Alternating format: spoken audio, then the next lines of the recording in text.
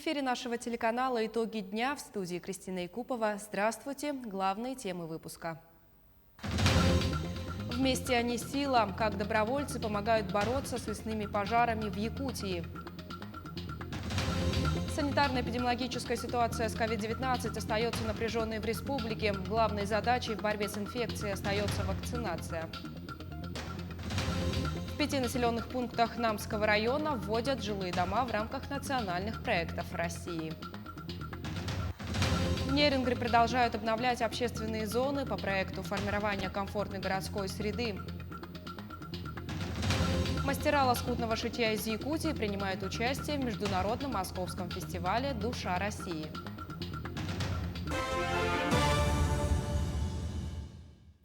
Поиски пропавшего в Тампонском районе ребенка продолжаются. Подросток 14 лет пропал в местности Черный Прижим 598-го километра автодороги Колыма. Сегодня из Якутска на поиски вылетела оперативная группа спасателей. В ее составе 9 человек, в том числе сотрудник МВД со служебной разыскной собакой. Предположительно, ребенок пошел в соседнее стойбище, расположенное в гористой местности примерно в 9-12 километрах от охотничьего угодья, где он проводил летние каникулы в семье своего дяди. Дорогу он знал, но прошедшие дожди привели к поднятию уровня воды в речке Никуня, которую он должен был перейти вброд. Поисковые мероприятия проводятся сотрудниками полиции, родственниками, работниками стада и осложняются тем, что из-за сильных дождей горные речки и ручьи вышли из берегов. В результате поиска обнаружены следы, которые привели к реке Никуня. Вода в реке после дождей поднялась, и на лодке переправляться было опасно. Сегодня на поиски выехала группа из 6 человек. 4 человека – работники полиции и 2 человека районной администрации. Также сегодня районная администрация обратилась в службу спасения республики с просьбой о направлении вертолета для оказания помощи в поиске. Общественный добровольческий штаб республики по борьбе с лесными пожарами продолжает свою работу. На сегодняшний день волонтеры отправили более 120 добровольцев в Хангаласский, Намский и Горный районы. Как проходят будни огнеборцев, в материале Саргаланы Неустроевой.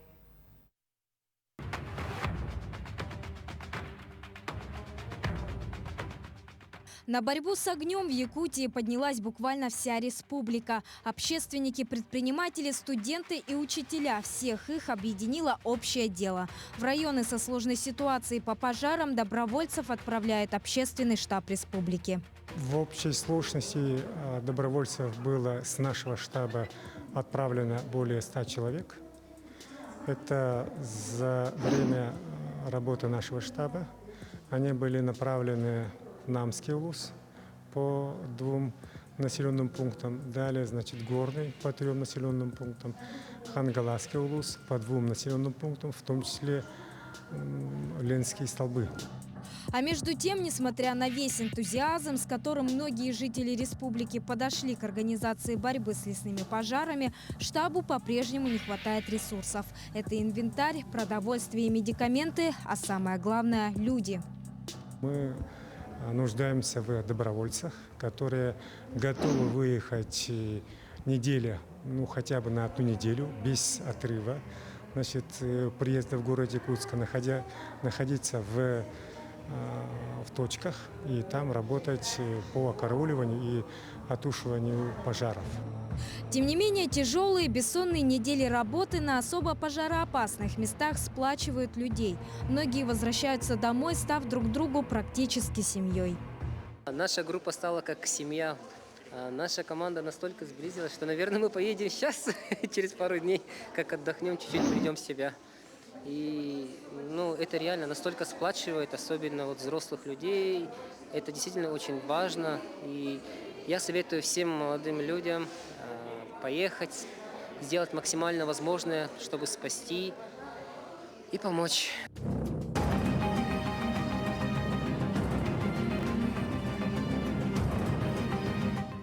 Главное для добровольца – крепкое здоровье. Дышать на местах тушения лесных пожаров сложно даже через респиратор. Стали дежурить ЛЭПы, линию электропередач, чтобы огонь их не сел. Мы рядом ходили, тушили. Один человек у нас немножко даже угорел от этого газа. Его тошнило. Ну, в общем, мы до утра продержались, отстояли ЛЭП. Записаться добровольцем или помочь материально можно уже сегодня. Штаб по-прежнему продолжает свою деятельность и отправляет группы волонтеров практически ежедневно. Сделать это можно по адресу Орджоникидзе 10 в Якутске или связаться с колл-центром штаба по номеру 50 88 92. Кроме того, волонтерской деятельностью и помощью пострадавшим районам самостоятельно занимаются и другие активисты. Ознакомиться со всеми данными легко можно по хэштегу «Спасем Якутию» в Инстаграм. Сарглана Неустроева, Павел Пахомов специально для Якутии-24. В Якутии санитарно-эпидемиологическая ситуация, связанная с угрозой распространения новой коронавирусной инфекции, остается непростой. Об этом на очередном заседании Республиканского оперштаба сообщил глава республики. С 21 июля этого года ежедневно выявляется более 100 новых случаев заболевания. Рост отмечается в Якутске, Мирнинском, Алданском, Нерюнгринском и Вилюйском районах. Новые случаи зафиксированы и в северных районах, и сокращается количество тяжелых больных и летальных исходов.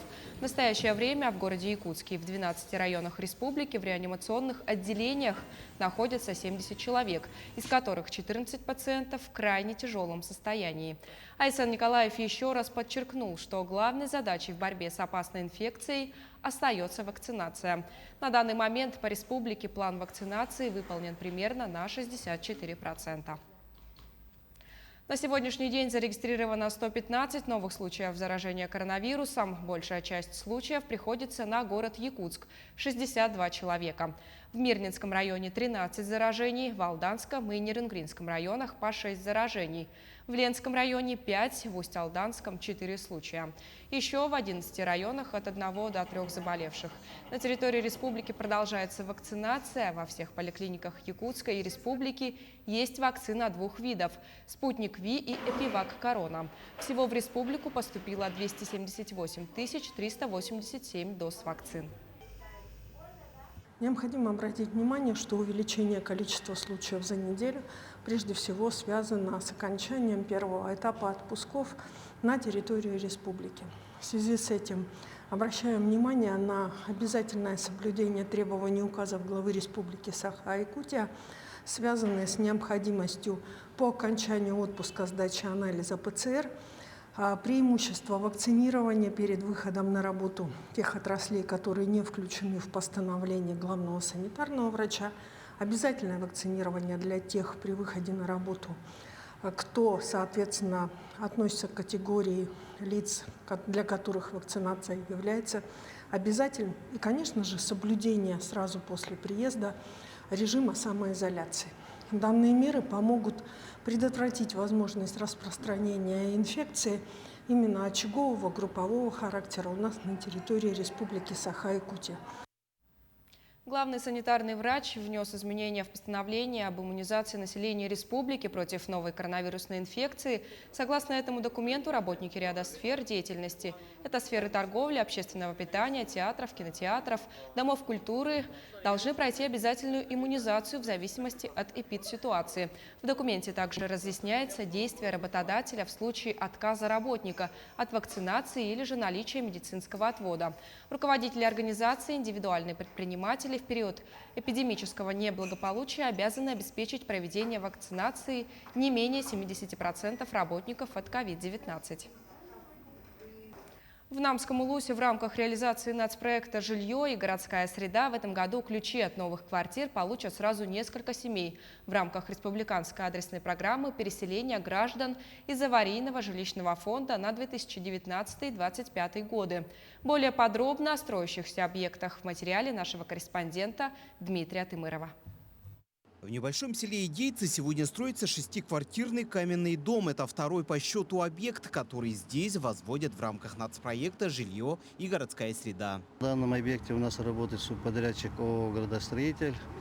Сейчас контур у нас закончен, начинаются внутренние отделочные работы. И в эти дни уже начинают электрику, сантехнику, отопление, и кровлю. В эту новую квартиру уже в октябре заселятся 37 человек. А между тем в соседнем селе также строится новый 20-квартирный каменный дом. В этом доме уже переселяться будут 20 семей. да, у нас 20 квартир будет. А в целом сколько в наследии аварийных домов и когда программу собираетесь закрыть? Уже на следующий год закрываем, у нас уже все. Аварийных домов нет у нас, многоквартирных. Даже блокированных домов нет, не осталось. Еще одна многоэтажка строится в селе Партизан. Это будет первый каменный дом в наследии. Объект должны сдать в следующем году. Проект очень хороший, двухэтажный. У нас 9-квартирка будет. В 5 квартирах уже наши жильцы готовятся переселяться. И в следующем году, думаем, в 2022 году уже где-то в 4 квартале уже выдадим ключи всем жильцам. Данный объект имеет 2 этажа, общая площадь 546 квадратов. Здесь имеется 10 квартир, ну и одна из них будет совмещенная. В этот сезон будет стоять полная коробка с кровлей, с окнами, с дверями, то есть 60% от общей застройки. Также новоселье будут отмечать и жители райцентра села Нам. Сегодня здесь возводятся 2 многоквартирных дома. 2021 и 2022 годы вот строим 2 дома. По Чернышевского 40-квартирный дом, а по Октябрьская 19-квартирный дом. По плану мы должны вот 4-й квартал вот эти 2 дома закончить и переселить жильцов. Это у нас на этот этап получается 6 ветхих домов мы должны переселить. В селе Никольцы также строится 2-квартирный жилой дом. Общая площадь его составит 123 квадратных метра. Объект планируют сдать уже в конце октября этого года. В целом новоселье отметят в 5 населенных пунктах Намского района. В этом году мы планируем сдать 6-квартирный дом в село Идейце, 2-квартирный жилой дом в село Никольцы, 4-квартирный дом в село Косыл-деревня, и еще 19-квартирный жилой дом в село Намцы, 40-квартирный жилой дом в село Намцы и 17-квартирный жилой дом в Торой-Хомстах. Дмитрий Тымыров, Джулстан Иннокентьев, Намский район. На 3 месяца раньше предусмотренного срока завершены работы на 4 участках трассы А-360 Лена, расположенных в Алданском районе Якутии. Так, в рамках ремонтных работ дорожники ликвидировали 3 гравийно-щебеночных разрыва общей протяженностью 16 километров. Участки трасс получили новое двухслойное покрытие по новым технологиям. Эта технология в суровых климатических условиях Якутии позволяет продлить срок службы дорожной одежды и предотвращает появление температурных трещин. Кроме этого, были отремонтированы водопропускные трубы, а для организации водоотвода с проезжей части и откосов насыпи были устроены бетонные лотки. Также дорожники построили площадку отдыха, где установили беседку и металлическую эстакаду для осмотра автомобилей. В целях повышения безопасности дорожного движения на всех 4 участках выполнен комплекс работ по обустройству, установлены дорожные знаки и сигнальные столбики, барьерное ограждение и нанесена горизонтальная разметка. А управление автодорог Вилюй сообщает, что на участке 641-го километра федеральной автомобильной дороги Р-504 Колыма движение открыто по одной полосе в реверсивном режиме.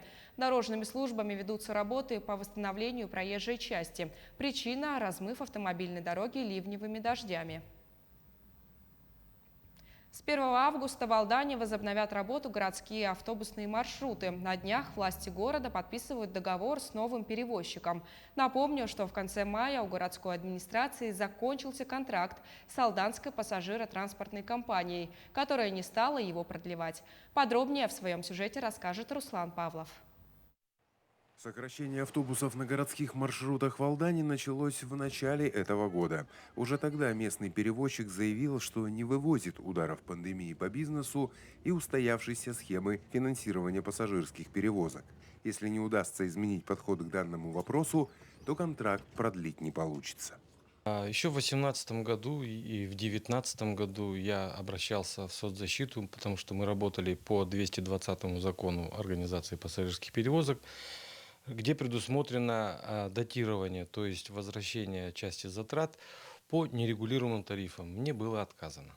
Договориться не удалось, и с началом лета в Алдане исчезли автобусы. Общественный резонанс и упреки в адрес городской власти лишь подогревали нервозность. Самой главной проблемой, с которой столкнулась мэрия, в районе не нашлось желающих заполнить высвободившуюся нишу, да и перевозчики извне не спешили заходить в Алдан, выдвигая свои особые условия. Квартирный вопрос мы рассмотрели, решили. Приедут сюда работать водители с Нерюнгри. 1 августа запускаем автобусы на территории города. Подписываем соглашение с Управлением социальной защиты населения для льготной категории населения по перевозкам. В общем, надеюсь, что будет все хорошо. До середины сентября по 2 маршрутам 5А и 1А в день будет выполняться 18 рейсов. Затем на каждое кольцо добавят еще по 1 автобусу для разгрузки пассажиропотока в часы пик. Руслан Павлов, Георгий Баранов, Алдан. Городская среда в Нерюнгри становится комфортнее. Муниципальное образование не первый год является участником госпрограммы формирования комфортной городской среды, предусматривающей софинансирование за счет средств федерального бюджета и бюджета республики. О ходе выполнения строительных и ремонтных работ в текущем году расскажет Екатерина Павлова. Сегодня большой объем работ проводится в городском парке культуры и отдыха. Реконструкции подлежит его восточная часть. Работу выполняет подрядная организация общества с ограниченной ответственностью ТИИТ. Вы когда копаете, вы обязательно корневую систему обходите, чтобы мы не портили вот эти деревья, чтобы они все остались, эти деревья.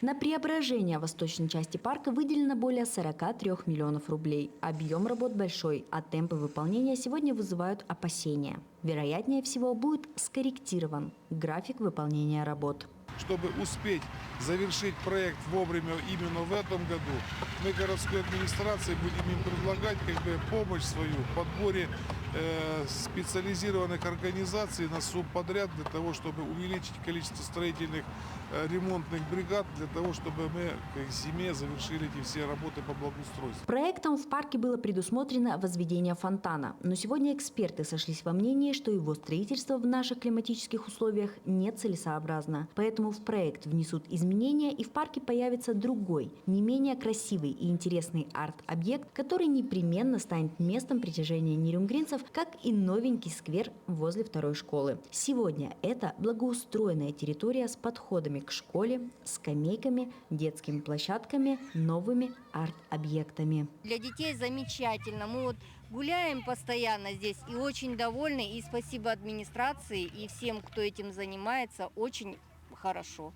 Мы очень довольны. Спасибо. Главное, чтобы это сохранилось, чтобы это не, я говорю еще раз, повторюсь, чтобы это не ломалось, не портилось, вовремя убирался мусор, все, а так очень все хорошо и замечательно. В рамках программы формирования комфортной городской среды завершены работы по асфальтированию дворовых территорий домов 6/1 и 8/1 по дружбе народов. Одна из парковок была расширена, отсыпана вторая парковка. Установлены урны и лавочки. В скором времени здесь появятся детские игровые площадки и ограждения. Екатерина Павлова, Захар Головин, Нерюнгри. Сквер авиаторов появится в Ленске. Этот проект по благоустройству общественных территорий был выбран в прошлом году путем голосования в рамках федеральной программы формирования комфортной городской среды. В минувшем году был установлен постамент и благоустроена территория. В этом была собрана модель самолета Ан-2 1947 года выпуска. Накануне памятную конструкцию водрузили на постамент. Это заслуга инициативной группы, которые еще в 2017 году решили восстановить самолет списанный и поставить вот здесь его на постамент возле аэровокзала. Был сделан проект, был найден подрядчик. Благодаря тому, что подключилась администрация города, у нас вот получился такой сквер, очень хорошее такое место для горожан. Я думаю, что он и дальше будет быть визитной карточкой города. К другим новостям. Здоровью спасенной в Якутии медведицы ничего не угрожает. В московском зоопарке, куда в мае из Якутска доставили животное, рассказали о состоянии новой подопечной. Напомню, медведица оказалась в 1000 километров от побережья Ледовитого океана. было принято решение отловить хищника, поскольку он мог представлять опасность для людей. После первичного осмотра стало понятно, что животное истощено и ему необходима помощь. Провести реабилитацию вызвали специалисты Московского зоопарка. Сейчас медведица чувствует себя хорошо, она любит мясо, рыбу и даже фрукты. Особенно ей понравились груши. Также с ней постоянно занимаются ветеринары. Обогащают ее среду, чтобы не было в миске, ей не кладут, не раскладывают рыбу, мясо и фрукты. Такого нет. Они обязательно прячут, и животное должно добывать самостоятельно. Иногда выпускают карпа в водоемы, она должна охотиться, ловить. Якутские наряды и уникальные изделия мастеров севера в центре Москвы. В рамках международного фестиваля лоскутного шитья «Душа России» прошла большая презентация Якутии. Из нашей республики в столицу приехала внушительная делегация. С народными умельцами пообщался Максим Кардозу.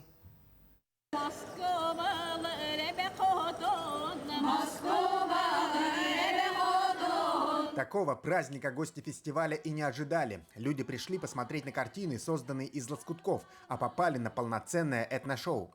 Так якутские мастера решили презентовать свой регион на фестивале «Душа России». И к нам приехала большая делегация из Якутии. Представляете, у них были задержки рейсов, они летели сюда много часов.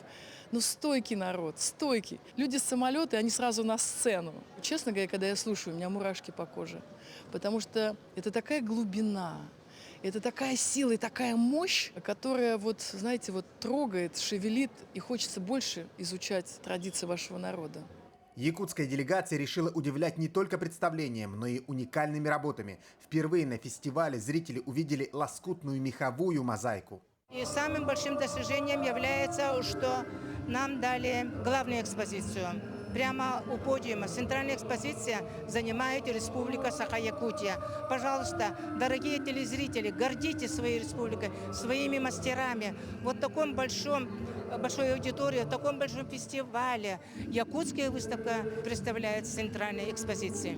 Делегация Якутии получилась действительно внушительная. Это 27 человек, которые представили десятки работ. Второй раз на фестиваль приехала Майко Наговицына. Она привезла в Москву изделия из валеной шерсти. Мне нравится эта атмосфера праздника, творчества, когда все мастера очень позитивно, очень душевно относятся. И вижу постоянно красоту вокруг себя и подпитываюсь этой красотой. Поэтому я приезжаю постоянно на этот фестиваль. Фестиваль лоскутного шитья впервые проводится в Москве. До этого он собирал мастеров в Суздале. В столице экспозиция будет работать до 31 июля. Всего в ней представлено больше 2000 различных работ. Максим Кардозу, Джур Березкин, Москва. На этом выпуск подошел к концу. Наши корреспонденты продолжают следить за развитием событий в республике и за ее пределами. Хорошего вам вечера и до встречи в эфире.